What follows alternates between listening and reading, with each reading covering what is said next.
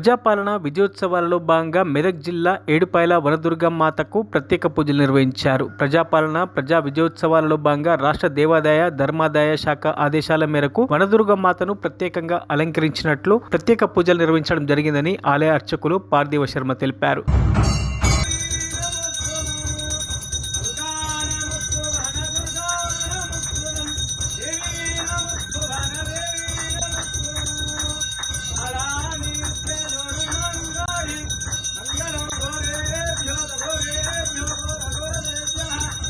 శ్రీ ఏడుపాయల వనదుర్గా భవానీ దేవస్థానం ఈరోజు తెలంగాణ రాష్ట్ర ప్రజాపాలన ప్రజా విజయోత్సవాలను పురస్కరించుకొని తెలంగాణ రాష్ట్ర దేవాదాయ ధర్మాదాయ శాఖ ఉత్తర్వుల మేరకు ఈరోజు అమ్మవారికి విశేషమైనటువంటి పూజా కార్యక్రమాలు జరిగినాయి.